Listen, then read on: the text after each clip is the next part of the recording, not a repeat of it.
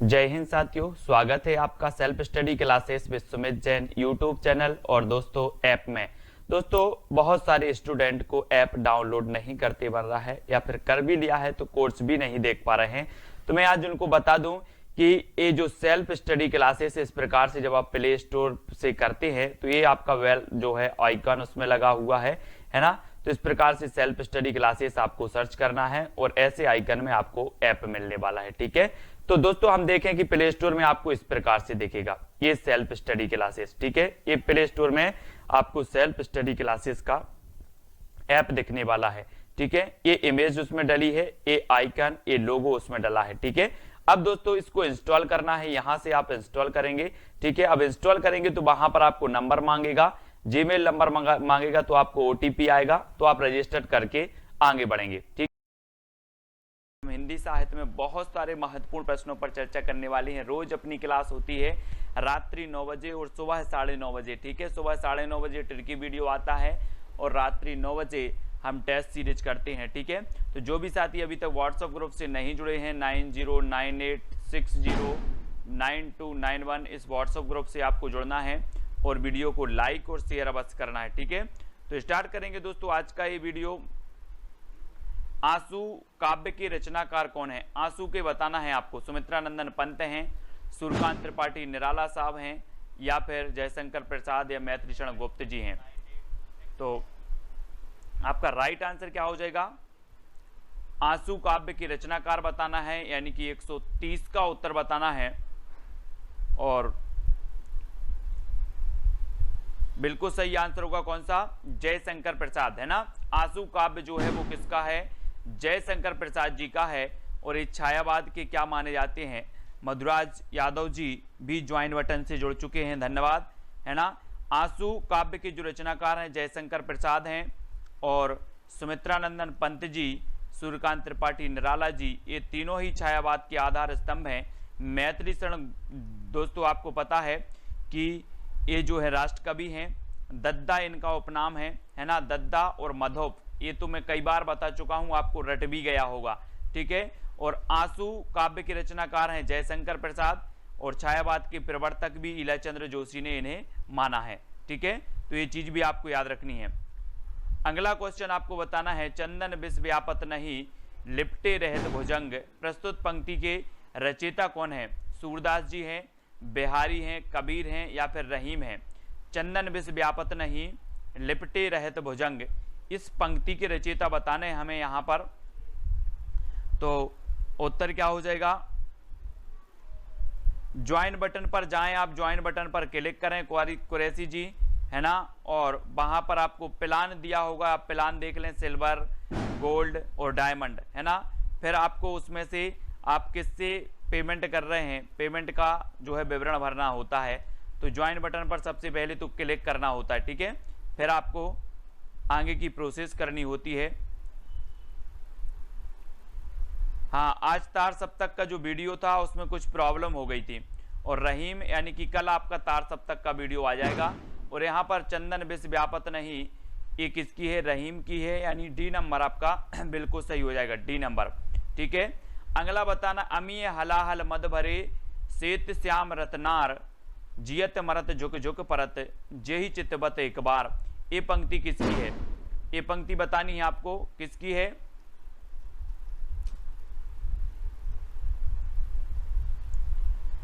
अमीय हलाहल मद भरे, बहुत ही बढ़िया पंक्ति है, कई बार पूछी भी गई है। तो ये पंक्ति किसकी हो जाएगी? आलम साहब की है, बिहारी की है, मतीराम या फिर रसलीन की है? एटीएम कार्ड से हो जाएगा, एटीएम से।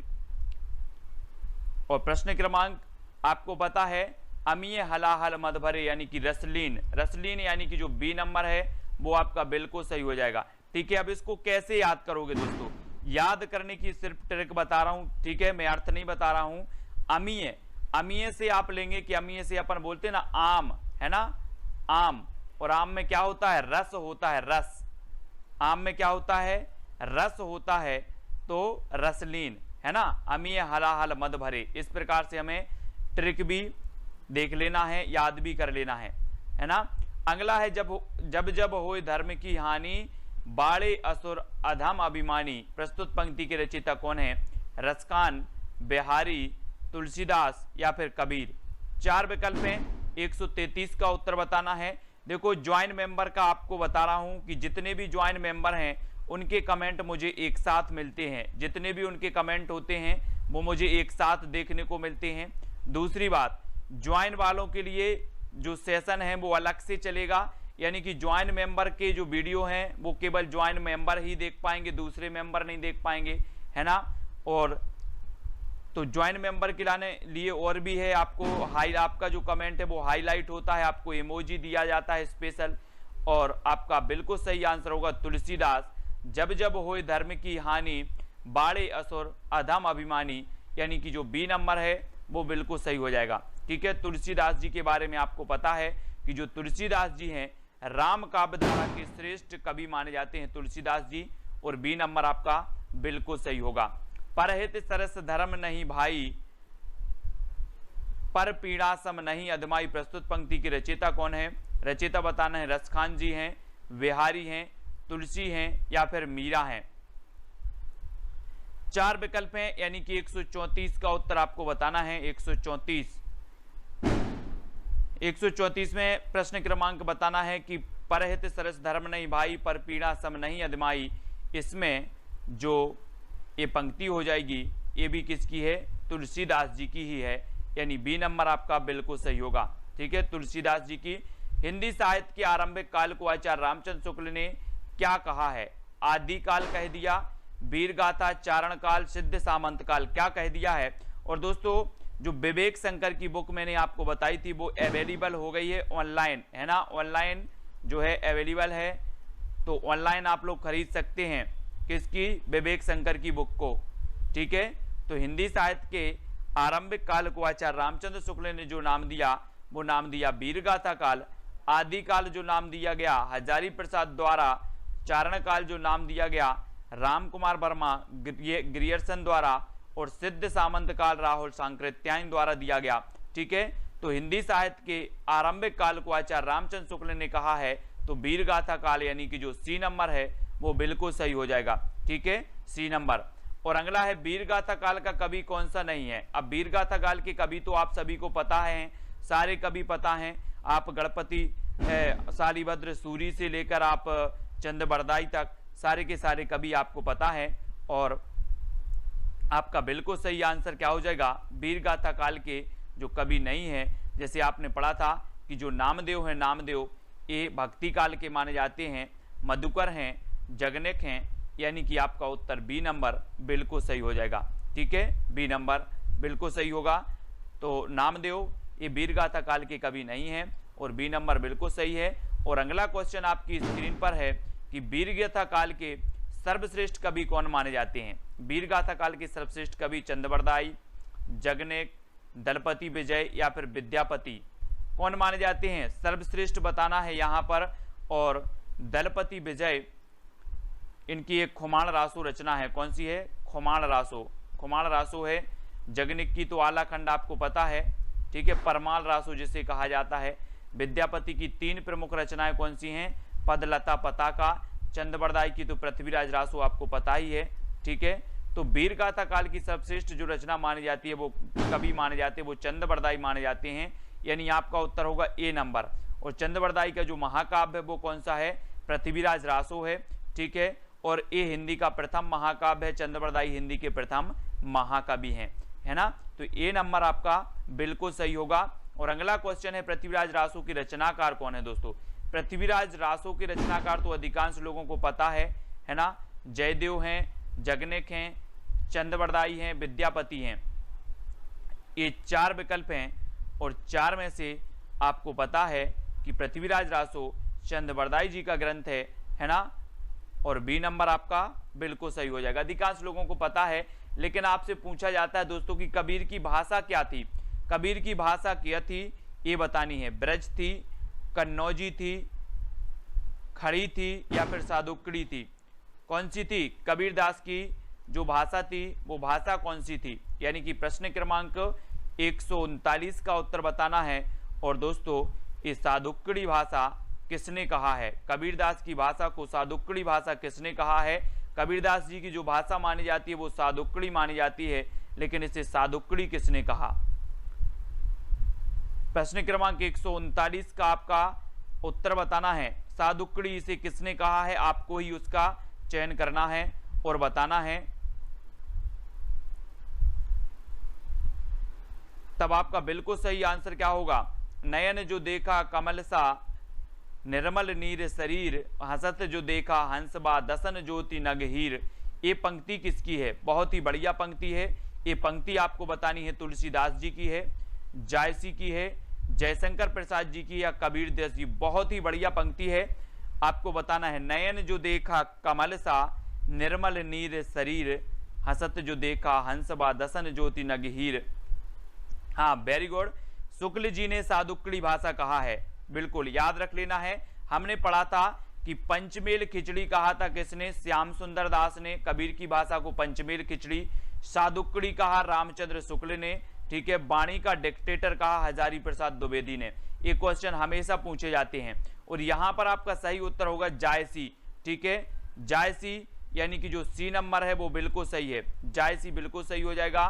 नयन जो देखा कमल सा निर्मल नीर शरीर, हसत जो देखा हंस बा दसन ज्योति नगहीर। जायसी जी की पंक्ति है और जायसी जी का एक काव्य है। कौन सा काव्य है दोस्तों? कौन सा है? पद्मावत, है ना, पद्मावत है। और पद्मावत इनका श्रेष्ठ महाकाव्य और हिंदी का प्रथम प्रमाणिक महाकाव्य भी माना जाता है पद्मावत, ठीक है। तो याद रखना है। शिवा बावनी के रचनाकार कौन माने जाते हैं? शिवा बावनी, पद्माकर, केशवदास, भूषण या फिर जगनेक। प्रश्न क्रमांक 141 का उत्तर हमें बताना है। शिवा बावनी की रचनाकार, बहुत ही बढ़िया है दोस्तों ये रचना।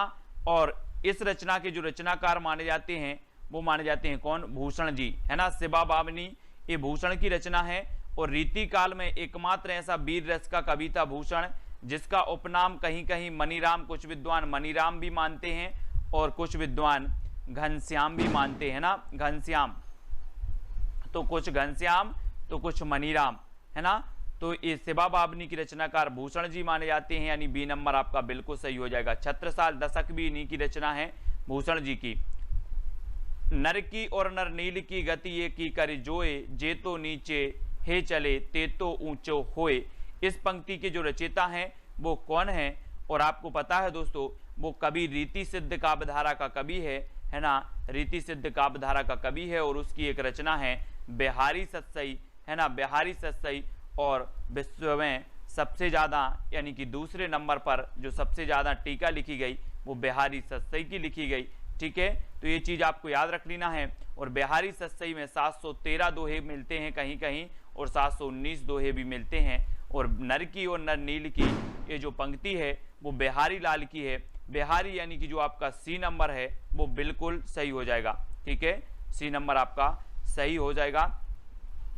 अगला आपको बताना है कि सकीबे मुझसे कहकर जाते, प्रस्तुत पंक्तियों के रचयिता कौन है? सकीबे मुझसे कहकर जाते अज्ञेय की है ना, हरियोध की है या फिर मैथिली शरण गुप्त की या फिर जयशंकर प्रसाद। दोस्तों आपने यशोधरा खंड काव्य पढ़ा होगा। यशोधरा खंड काव्य होते हुए भी ये महाकाव्य की श्रेणी में आता है, लेकिन ये खंड काव्य है यशोधरा। और यशोधरा में हम पंक्ति पढ़ते हैं कि सखी बे मुझसे कहकर जाते, सखी बे मुझसे कहकर जाते। और आपकी जो विकल्प नंबर होगा क्या होगा? बी नंबर, यानी मैथिली शरण गुप्त। याद रख लेना, मैथिली शरण गुप्त जी की ये पंक्ति है। और गुप्त जी का उपनाम मैं आपको हमेशा रटवा रहा हूँ, मधोप और दद्दा, दद्दा भी इन्हें कहा जाता था। जयशंकर प्रसाद को क्या कहा जाता था? कलाधर, है ना। और ये दोस्तों अयोध्या से उपाध्याय हरियोध, हरियोध इनका अयोध्या से उपाध्याय का उपनाम है। अज्ञेय, सच्चिदानंद, हीरानंद बादशाह इनका उपनाम है, ठीक है। तो ये उपनाम का वीडियो मैंने आपको दिया है, ट्रिकी वीडियो दिया है, तो वो ट्रिकी वीडियो भी आपको देख लेना है। उपनाम वाला, कवियों के उपनाम हमेशा पूछे जाते हैं। हिंदी कविता को छंदों की परिधि से मुक्त कराने वाले थे तो कौन थे? हिंदी कविता को छंदों की परिधि से मुक्त कराने वाले बताना है। और दोस्तों आपको पता होगा कि जो छंद मुक्त रचना थी निराला जी की, वो कौन सी थी? छंद मुक्त रचना वो कौन सी थी? छंद मुक्त रचना थी तो वो थी दोस्तों आपकी जूही की कली, है ना, जूही की कली, जूही की कली याद रख लेना है। ये छंद मुक्त रचना थी किसकी, निराला की। तो कविता को छंदों की परिधि से मुक्त कराने वाले हैं तो वो कौन है, निराला जी। और निराला जी के बारे में रक्षाबंधन की मैंने आपको कहानी ही बनाई थी। इन्होंने कहा था कि हम जैसे फक्कड़ को कौन भाई बनाएगा, सूर्यकांत त्रिपाठी निराला। सरोज स्मृति, इन्होंने लंबा शोक गीत लिखा है सरोज स्मृति, ये भी आपको याद रखनी है, सूर्यकांत त्रिपाठी निराला।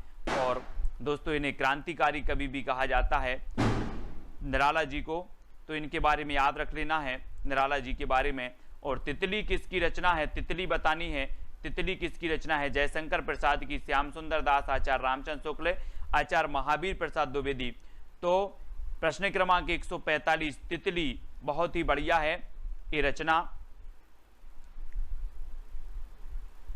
तो आपका राइट आंसर क्या हो जाएगा दोस्तों, तितली के बारे में आपको बताना है और तितली एक किसकी रचना है। और जो भी साथी अभी तक व्हाट्सएप ग्रुप से नहीं जुड़ पाए हैं वो 9098609291 ये व्हाट्सएप ग्रुप का नंबर है, तो व्हाट्सएप ग्रुप से आपको जरूर जुड़ना है, ठीक है। 9098609291 व्हाट्सएप ग्रुप से जुड़ना है। और तितली ये जयशंकर प्रसाद जी की है, जयशंकर प्रसाद, यानी कि आपका जो ए नंबर है वो बिल्कुल सही होगा, प्रसाद जी का, है ना। इनके नाटक हम पढ़ लेते हैं, सज्जन है, राजश्री है ना, कल्याणी है, और बहुत सारे नाटक हैं इनके, नाटक तो हमें याद रख लेना है। हाँ, कंकाल, तितली और इरावती, कंकाल, तितली और इरावती ये इनके उपन्यास हैं, बहुत बढ़िया। किसके उपन्यास हैं, ये उपन्यास हैं प्रसाद जी के, कंकाल, तितली और इरावती, इनको याद रखेंगे। और अतीत के चलचित्र के रचयिता कौन है, अतीत के चलचित्र, हाँ बताना है, अतीत के चलचित्र रचनाकार कौन है। और दोस्तों आपको बताना है कि कंकाल, तितली और इरावती में जो अधूरा उपन्यास है वो कौन सा है, जयशंकर प्रसाद जी का। इन तीनों में से बताना अधूरा उपन्यास कौन सा है। और अतीत के चलचित्र ये जो रचना है ये किसकी है, मैंने आपको पढ़ाया था, याद करवाया था, क्या करवाया था कि अतीत के गर्त से आपको कौन निकालेंगी, कौन निकालेंगी, महादेवी जी, महादेवी जी निकालेंगी। तो महादेवी वर्मा, अतीत के चलचित्र यानी कि महादेवी वर्मा, और सी नंबर आपका यहाँ पर बिल्कुल सही हो जाएगा, ठीक है। हाँ, इरावती अधूरा है, अंकुर जी वेरी गुड। इरावती क्या है, अधूरा उपन्यास है जयशंकर प्रसाद जी का, इरावती। तो इरावती को याद रखना है। और अगला क्वेश्चन है आपका, पल्लव की रचयिता कौन है, पल्लव, पल्लव बताना है दोस्तों। छायावाद का मैनिफेस्टो इसे कहा जाता है, छायावाद का घोषणा पत्र इसे कहा जाता है पल्लव को। ये कई बार रचना पूछी गई है। और सुमित्रानंदन ये पंत की है, निराला की है, जयशंकर प्रसाद की है, या फिर महादेवी वर्मा की है। तो आपका राइट आंसर क्या हो जाएगा, कमलेश पाल जी, पल्लव की रचयिता। और सभी लोग ज्वाइन मेंबर जरूर बनेंगे, ज्वाइन बटन को जरूर दोस्तों आपको क्या करना है, खरीदना है ना।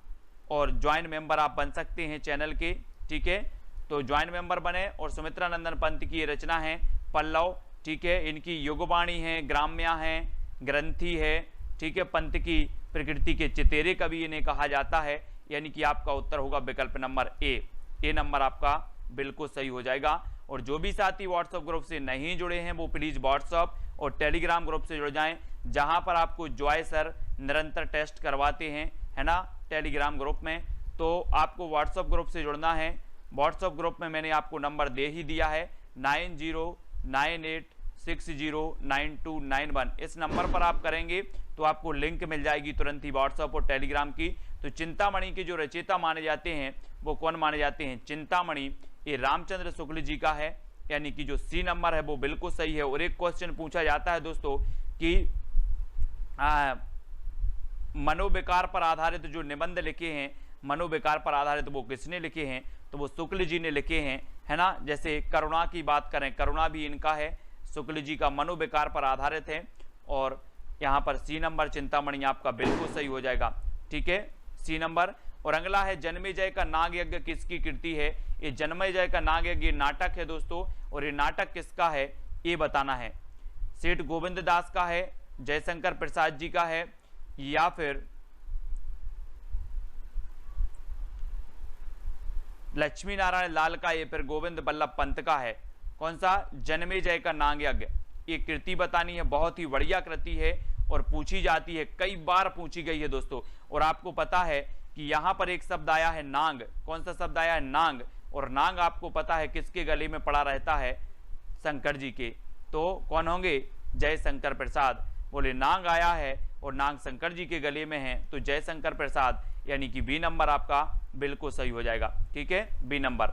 अगला है, हम दीवानों की क्या हस्ती है, आज यहाँ कल वहां चले, है ना, मस्ती का आलम साथ चला, हम धूल उड़ाते जहां चले। प्रस्तुत पंक्ति के रचयिता कौन है?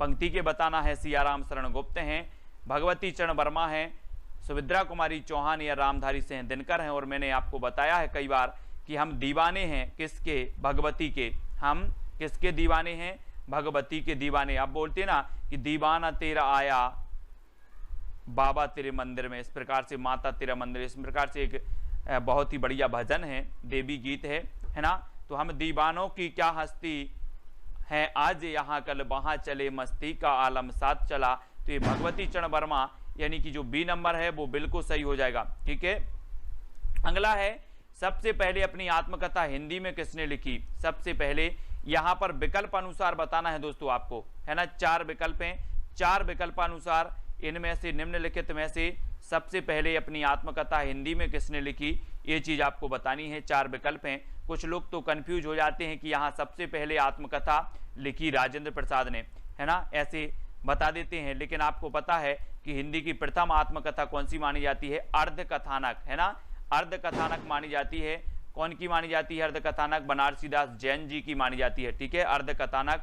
और दोस्तों ये आत्मकथा हिंदी में किसने लिखी? तो सत्य की खोज लिखी है किसने? राजेंद्र प्रसाद ने। सत्य की खोज, तो सत्य की खोज डी नंबर आपका बिल्कुल सही होगा। अर्ध कथानक हिंदी की प्रथम आत्मकथा बनारसी दास जैन की मानी जाती है। और अबला जीवन हाय तुम्हारी यही कहानी, आंचल में है दूध और आंखों में पानी, ये पंक्ति किसकी है? बहुत ही बढ़िया है। कहाँ से ली गई है, कौन से खंड काव्य से ली गई है, कौन सी रचना से ली गई है, ये चीज हमें बतानी है। और जिन भी साथियों ने पुराने ओल्ड पे वीडियो नहीं देखे हैं वो जरूर देखें।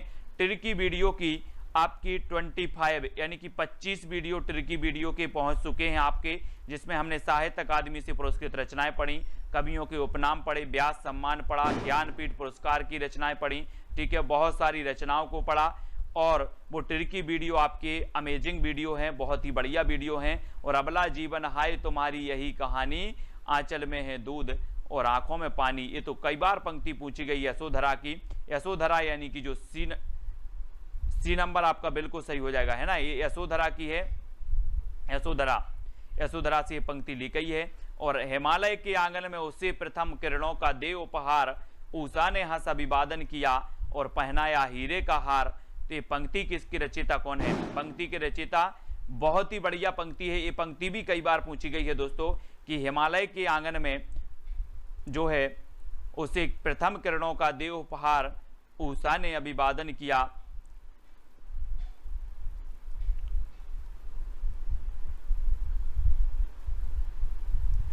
तो 153 और 153 का आपका बिल्कुल सही आंसर जो हो जाएगा वो हो जाएगा कौन सा? जयशंकर प्रसाद। हिमालय के आंगन में उषा प्रथम किरणों का देव उपहार। हिमालय आया है दोस्तों, हिमालय पर्वत, ऐसे ही कैलाश पर्वत था, हिमालय पर्वत, कैलाश पर्वत, है ना। और कैलाश पर्वत पे जाकर कौन बैठ गए थे? शंकर जी तपस्या करने बैठ गए थे। तो हिमालय पर्वत आ रही है, हिमालय की बात आ रही है, कैलाश पर्वत और हिमालय पर्वत ये पर्वत हैं। और जयशंकर जी बैठ गए थे, तो ये शंकर जी प्रसाद, जयशंकर प्रसाद का होगा। आलवार भक्तों की संख्या बतानी है, यानी कि 154 का उत्तर बताना है दोस्तों। आपको पता है, मैंने आपको बताया था कि रामानंद के शिष्य 12, है ना। आलवार भक्तों की संख्या भी कितनी आप बता देना, है ना। और साकेत में जो आपके ग्रंथ है, साकेत में जो आपके सर्ग हैं वो भी आपके 12 हैं, है ना। और 12 बार आ रहा है, तो यहाँ पर भी 12 आया है, 12 को कर दो 12, तो क्या हो जाएगा? 12। आलवार भक्तों की संख्या 12, यानी कि बी नंबर बिल्कुल सही हो जाएगा। ठीक है, 12 आया है और बार आ रहा है, और बार मतलब 12। ठीक है, 12 है आलवार भक्तों की संख्या। याद रखेंगे, भक्ति का सर्वप्रथम उल्लेख कहाँ मिलता है दोस्तों? भक्ति का वेदों में मिलता है, सूक्त में मिलता है, उपनिषद में मिलता है, या इनमें से कोई नहीं? कहां पर मिलता है भक्ति का सर्वप्रथम उल्लेख बताना है। और आपने तो वेद तो आपने पढ़े हैं, वेद 4 वेद होते हैं, ऋग्वेद सबसे प्राचीन वेद माना जाता है ना, सभी लोगों ने पढ़े हैं। और भक्ति का जो सर्वप्रथम उल्लेख मिलता है तो वो मिलता है उपनिषद में। कहाँ पर मिलता है? उपनिषद, यानी कि जो आपका बी नंबर है उपनिषद बिल्कुल सही हो जाएगा। भक्ति का उल्लेख मिलता है आपका उपनिषद में, ठीक है, बी नंबर बिल्कुल सही है। नेक्स्ट है संत काव्यधारा को ज्ञानाश्रयी किस विद्वान ने कहा है? बहुत ही बढ़िया प्रश्न है दोस्तों। आप सभी लोगों ने पढ़ा है कि संत काव्यधारा जो है, जिन्हें ज्ञानाश्रयी शाखा भी कहा जाता है, भक्ति काल की एक काव्यधारा है, ठीक है।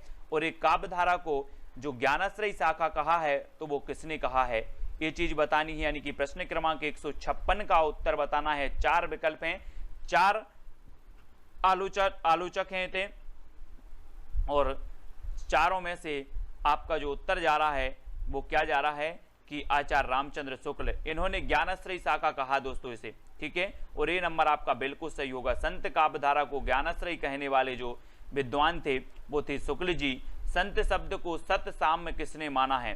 संत शब्द को सतसाम्य मानने वाले जो विद्वान थे वो कौन थे? डॉक्टर पीताम्बरनाथ बर्थवाल थे, आचार्य शुक्ल थे, डॉक्टर नगेंद्र थे, या परमेश्वर चतुर्वेदी थे? कौन थे संत शब्द को सतसाम्य मानने वाले? बहुत ही बढ़िया प्रश्न है। और संत शब्द को सतसाम्य मान लिया, और वो माना है किसने? परमेश्वर चतुर्वेदी ने सतसाम्य माना संत शब्द को। और दोस्तों हम क्या मान लेते हैं? संतों को परमेश्वर की उपमा दे देते हैं, और परमेश्वर चतुर्वेदी आपका डी नंबर बिल्कुल सही हो जाएगा, ठीक है, डी नंबर सही होगा। पीताम्बर, डॉक्टर पीताम्बरनाथ बर्थवाल के अनुसार गोरखनाथ के ग्रंथों की संख्या कितनी है? यानी कि 58। डॉक्टर पीताम्बरनाथ बर्थवाल के अनुसार गोरखनाथ के ग्रंथों की संख्या बतानी है। 12 है, 14 है, 13 है, या फिर 12 है। आपने पढ़ा होगा दोस्तों कि जो आपका नाथ पंथ था, नाथ पंथ, और नाथ पंथ के जो प्रवर्तक माने जाते हैं मतेंद्र नाथ माने जाते हैं, और प्रमुख जो माने जाते हैं गोरखनाथ माने जाते हैं। मतेंद्र नाथ के मच्छेंद्रनाथ, मतेंद्रनाथ, ये उन्हीं के उपनाम हैं। और मच्छेंद्रनाथ के जो शिष्य थे वो गोरखनाथ थे, ठीक है। और गोरखनाथ के जो ग्रंथों की संख्या मानी वो कितनी मानी है? 14 मानी है। किसने? पीताम्बर नाथ बर्थवाल साहब ने 14 मानी है। यानी कि आपका उत्तर क्या हो जाएगा? विकल्प नंबर सी या फिर सा नंबर बिल्कुल सही हो जाएगा, ठीक है। अगला क्वेश्चन है हठ योग दर्शन की व्याख्या इनमें से किसने की है? हठ योग दर्शन की गोरखनाथ ने की है, सरहपा ने की है, लुईपा ने की है, इनमें से कुछ किसी ने भी नहीं की। हठ योग दर्शन की व्याख्या करने वाले जो विद्वान हैं वो कौन है? 4 में से चयन करना है। सभी लोग लाइक जरूर करेंगे। कल सुबह आपका तार सप्तक का वीडियो आएगा, है ना। तार सप्तक का जो कवि हैं उनका टिरकी वीडियो आएगा सुबह 9:30 बजे, और रोज रात्रि 9 बजे अपनी ये क्लास होती है, अध्ययन करते हैं बहुत सारी चीजों का। और एक हमने वीडियो आपको दिया है सहस्रा जी काय वाला दिया है, मिलती जुलती रचनाएं वाले। जैसे हम बहुत सारी रचनाएं ऐसी होती हैं जो मिलती जुलती एक ही नाम वाली होती हैं, विभिन्न विद्वानों की होती हैं, विभिन्न कवियों की होती हैं मिलती जुलती रचनाएं, और हम कंफ्यूज हो जाते हैं। कभी कभी जब मैं किसी रचना का कभी बताता हूं तो आप बोलते हो सर ये रचना तो उसकी है। तो मिलती जुलती रचना वाला जो वीडियो है वो सभी को देखना है। और इसके हठ योग दर्शन की जो व्याख्या की है वो किसने की है? गोरखनाथ ने की है। यानी कि जो ए नंबर है वो बिल्कुल सही हो जाएगा, ठीक है। आचार्य हजारी प्रसाद द्विवेदी ने नाथ संप्रदाय की सबसे बड़ी कमजोरी क्या मानी है? हठ योग मानी है ना, पत्नी के प्रति अनादर माना है, गृहस्थ धर्म के प्रति अनादर माना है, या क्या माना है? प्रश्न क्रमांक 160 का आंसर आपको बताना है। आचार्य हजारी प्रसाद द्विवेदी ने नाथ संप्रदाय की सबसे बड़ी कमजोरी जो मानी है वो मानी है गृहस्थ धर्म के प्रति अनादर। गृहस्थ धर्म के प्रति अनादर यानी सी नंबर बिल्कुल सही हो जाएगा। मधुराज जी, एस जी, सहासरा जी ये ज्वाइंट मेंबर हैं हमारे, है ना। और गृहस्थ धर्म के प्रति अनादर आपका बिल्कुल सही है। जायसी की रचना पद्मावत को मसनबी शैली में किसने माना है? दोस्तों बहुत ही बढ़िया है। पद्मावत ये मलिक मोहम्मद जायसी जी का महाकाव्य है ना, अवधी भाषा का है। और मसनबी शैली में जो मानने वाले विद्वान हैं वो कौन है? नगेंद्र ने माना है, शुक्ल ने माना है, विजय देव नारायण शाही ने माना है, या फिर हजारी प्रसाद द्विवेदी ने माना है? तो किसने माना है? जायसी की रचना पद्मावत को मसनवी शैली में जो मानने वाले विद्वान हैं वो कौन है? मसनवी शैली में, और मसनवी शैली में माना है किसने? शुक्ल जी ने। आचार्य रामचंद्र शुक्ल ने पद्मावत की जो शैली माना है वो मसनवी शैली, और ये अवधी भाषा का महाकाव्य है। ठीक है, याद रख लेना, हिंदी का प्रथम प्रमाणिक महाकाव्य भी यही माना जाता है, पद्मावत। ठीक है, तो ये चीज भी याद रखनी है। कबीर की रचनाओं के संकलनकर्ता कौन है? कबीर की रचनाओं के संकलनकर्ता धर्मदास हैं, नाभादास हैं, श्याम सुंदर दास हैं, या इनमें से कोई नहीं है? बहुत ही बढ़िया प्रश्न है दोस्तों। और यहाँ पर आप हम पढ़ते हैं कि जो नाभादास जी हैं, नाभादास जी, इनकी एक रचना है भक्तमाल, जो आपकी हमेशा पूछी जाती है, कई बार पूछी जाती है। ठीक है, भक्तमाल नाभादास की रचना है। और कबीर की रचनाओं के जो संकलनकर्ता माने जाते हैं वो कौन माने जाते हैं? धर्मदास। धर्मदास यानी कि आपका जो आ नंबर है वो बिल्कुल सही हो जाएगा। धर्मदास कबीर की रचनाओं के संकलनकर्ता माने जाते हैं। ए नंबर बिल्कुल सही है।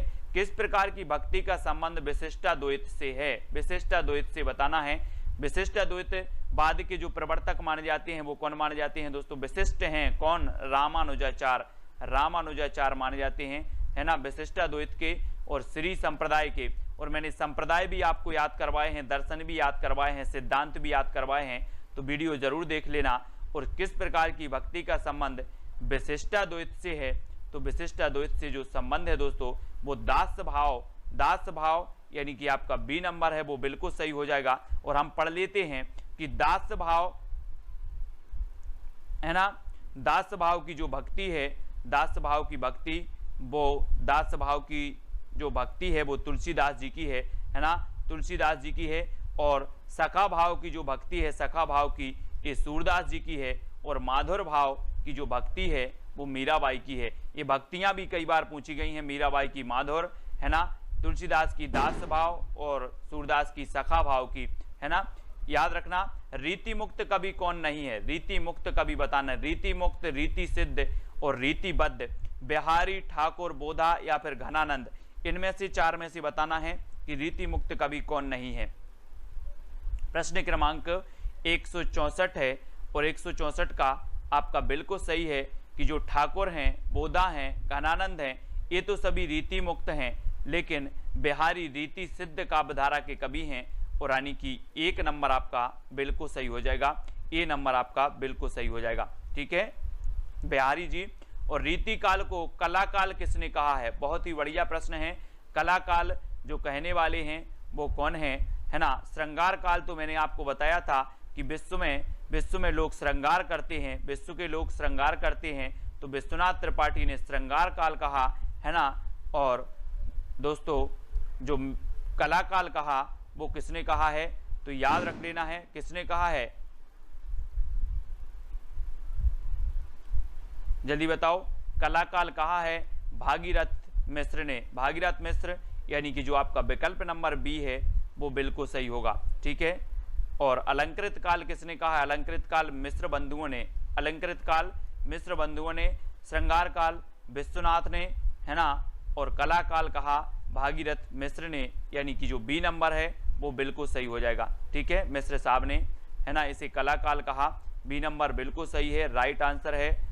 और अगला क्वेश्चन है अखरावट किसकी रचना है? अखरावट, है ना, अखरावट बताना है। अखरावट, पद्मावत, ये रचनाएं हैं, तो वो रचनाएं किसकी हैं, है ना।